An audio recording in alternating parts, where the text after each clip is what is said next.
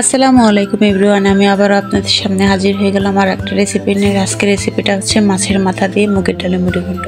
তো আমি ডালটা ধুয়ে নিয়েছি। এবার এতে আমি দিয়ে দিব মরিচ কুচি আর দিয়ে দিব অল্প পরিমাণে লবণটা দিয়ে আমি প্রেশার কুকারের মুখটা সুন্দর করে আটকে দেব, যাতে করে প্রেশার কুকারের ভাপটা বেরিয়ে না যায়। তো আমি মুখটা সুন্দর করে আটকে দিলাম। এবার এটাকে আমি চুলায় বসিয়ে দেব। তো আমি চুলায় একটা লোহার চাকা বসিয়ে দিলাম। এবার আমি প্রেসার কুকারটাকে সুন্দর করে এই লোহার চাকার উপরে বসিয়ে দেব। তো আমি সুন্দর করে বসিয়ে দিলাম। এবার ডালটাকে আমি একটা শীষ দিয়ে নেব। যেহেতু আমি ডালটা ভাজিনি, কাঁচাই সিদ্ধ দিয়েছি, সেজন্য আমি মাত্র একটা শীষ দিয়ে নেব। তো দেখেন আমার ডালে কিন্তু শীষ উঠে গেছে। এবার আমি ডালটাকে নামিয়ে নেব। তো আমি ডালটাকে নামিয়ে নিলাম। এবার আমার কড়াই গরম হয়ে গেছে। এতে আমি দিয়ে দেব পরিমাণ মতো তেল আর দিয়ে দিব পেঁয়াজ কুচি। পেঁয়াজ কুচিটাকে আমি বাদামি করে সুন্দর করে ভেজে নিব। তো আমি পেঁয়াজটাকে ভেজে নিচ্ছি, দেখেন ভেজে নিলাম। এবার দিয়ে দিব তেজপাতা দিয়ে আবারও আমি পেঁয়াজটাকে সুন্দর করে ভেজে নিব।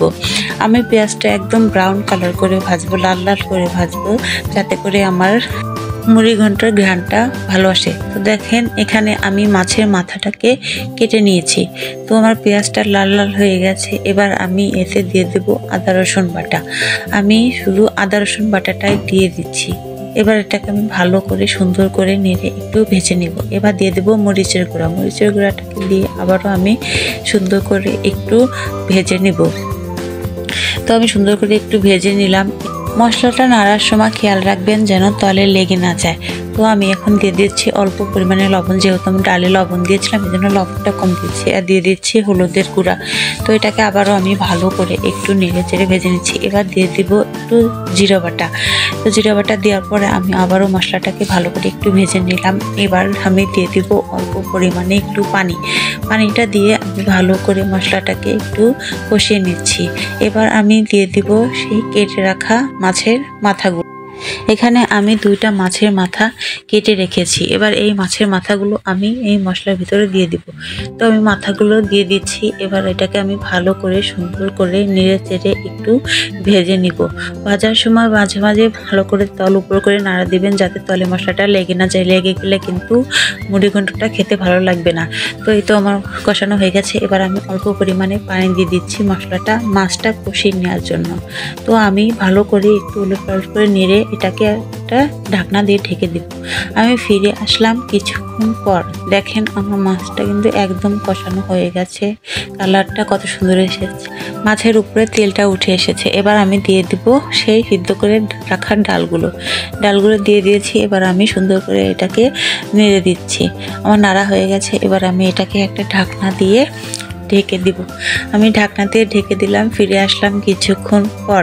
দেখেন আমার ডালে কিন্তু বলক এসে গেছে আর কালারটা কত সুন্দর এসেছে। একটা সুন্দর একটা স্মেল বেরিয়েছে।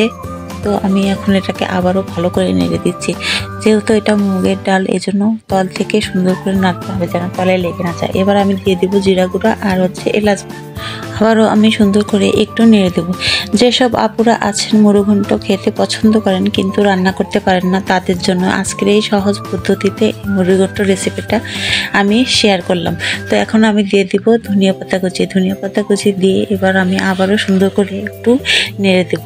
এই তো আমার তৈরি হয়ে গেছে ঝটপট মজাদার মাছের মাথার মুড়ি ঘন্ট।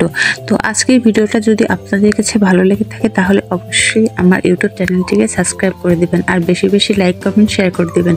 আর এরকম আরও অনেক মজাদার রেসিপি পেতে আমাদের ইউটিউব চ্যানেলের সাথেই থাকুন। গ্রাম বাংলার এরকম আরও অনেক সহজ রেসিপি নিয়ে হাজির হয়ে যাব আপনাদের সামনে। এই তো আমার মুড়ি ঘন্ট হয়ে গেছে। এবার এটাকে আমি নামিয়ে নিব। এই তো আমার তৈরি হয়ে গেছে ঝটপট মজাদার মাছের মাথা দিয়ে মুগের ডালের মুড়ি ঘন্ট। তো দেখেন আমার ডালের কালারটা কত সুন্দর এসেছে, একদম কালারফুল। তো আজকের ভিডিওটি আমি এখানেই শেষ করছি। ততক্ষণ আপনারা ভালো থাকবেন, সুস্থ থাকবেন। আল্লাহ হাফেজ।